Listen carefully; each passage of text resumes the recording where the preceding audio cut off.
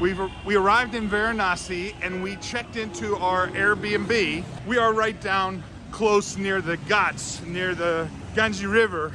Voici Slow Trap. We're traveling around the world one trip at a time. Allons-y. This episode is part 5 of our 17-day trip across parts of northern India. Our plan was to visit New Delhi, to see the Taj Mahal in Agra, to spend some time in the holy city of Varanasi, and then travel onward to Jaipur, and then finish by celebrating New Year's Eve in the amazing city of Udaipur. In this episode, we've traveled to the most holy city of Varanasi on the banks of the Ganges River.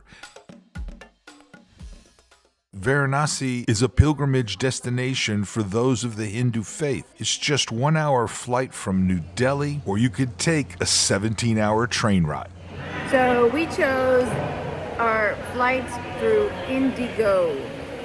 We Googled to see which was the biggest carrier in India. It was this or SpiceJet.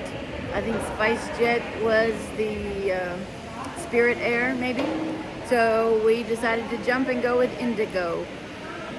We've made all of our flights through Indigo. This is our first one, Delhi to Varanasi. When we are done with Varanasi, we will fly back to Delhi and transfer to another flight onto Jaipur. Everything was smooth. We got our tickets and our boarding passes all electronic, emailed to us. In a separate video, Bougie and I will talk about all the tips and tricks for traveling using Indigo in India. Be sure to check it out. Bougie writes reviews for all the places we eat at, everywhere we stay. She makes notes on the museums. On all the popular review sites, you'll find our reviews listed under the Slow Travel logo. Let me remind you, Slow Travel has no sponsors. We get no compensation from any of the people or places or things that we talk about on our YouTube channel. We also film all our footage while we're traveling. It's all our own. We do everything ourselves. Please take a moment to subscribe to the channel and spread the word. This channel would not be possible without your support. Varanasi is not really part of the northern India tourist circuit. It's really a chance to experience part of India that's rich in history and culture. It's a chance to get off the beaten path.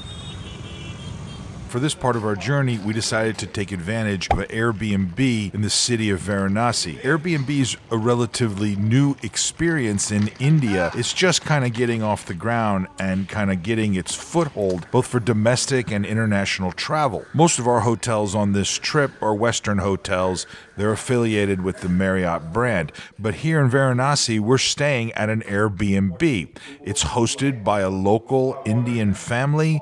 We made contact with them almost a year in advance based off of pictures that we saw online and brief correspondence using the Airbnb app. To be honest, it was just like booking an apartment or a house anywhere in Europe or anywhere around the world.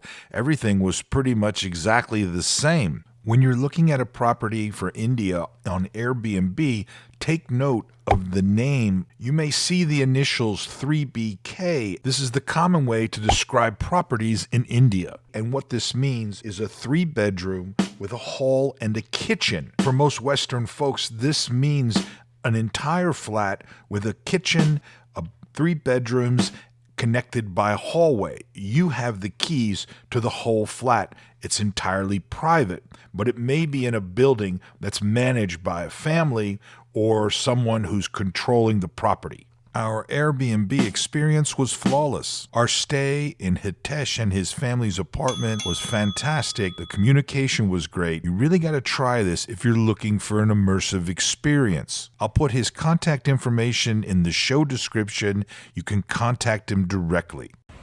We arrived in Varanasi and we checked into our Airbnb. We are right down close near the Ghats, near the Ganges River, and in a little neighborhood, kind of a little enclave there, very local. And now we're walking to go to the grocery store just to get a couple things to have inside our flat. We have a flat all to ourselves. It's got several bedrooms, several bathrooms, but we're there by ourselves.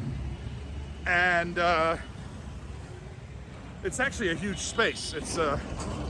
It's nice. So, but we're living local, and that's what this is all about, is that, you know, we like to have a little bit of an immersive experience. It doesn't get any more immersive than this. Walking to the neighborhood grocery store to pick up some items. What do you think, man? Let me get your reaction to this. It's pretty cool. It's China 10 years ago. Yeah, It's fun, it's much better than yesterday. yesterday. Yeah, the neighborhood yesterday was quite a bit rougher, right? Yeah. This fun. is just an up and coming city. It's dusty. This has a little bit of vibe of like Cambodia and China maybe 10 years ago, right? Yeah. It's dusty. Yeah. So where are we going? Spencer's. Which is what? Not Marks and Spencer's, just Spencer's. It's a superstore. Superstore, grocery store. In Europe, they have a grocery store chain called Marks and Spencer's. Here, it's just called Spencer. This is always a great bit of exploration. It allows you to get comfortable with the local neighborhood, kind of orient yourself and figure out where everything is. For us, grocery shopping is a typical first day in a new city. When we're staying multiple days in a city, we like to stock up on some basic supplies: coffee, water, alcoholic drinks, snacks, breakfast items, things that will allow us to eat meals throughout the day without having to necessarily go out to a restaurant. It's a great opportunity to see what's going on inside a local grocery store. The more you travel, the more you get familiar with international brands, and you come to realize that many of the things that you have at home, well, they're available overseas. You just have to look for them. This is the familiarity that allows you to try new and interesting things at a later time. You don't always have to eat local.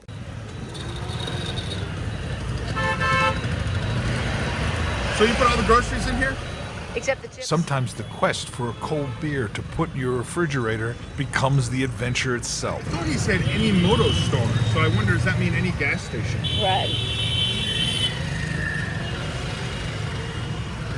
Oh, I didn't think about that. So you come over here to the Indian Oil, which is a gas station, and you're just going to like a convenience store. Okay. Would you like me to wait for you or no?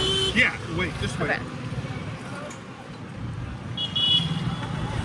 No, not there. In India, alcohol's not sold in the grocery stores. You have to go to a specially licensed store.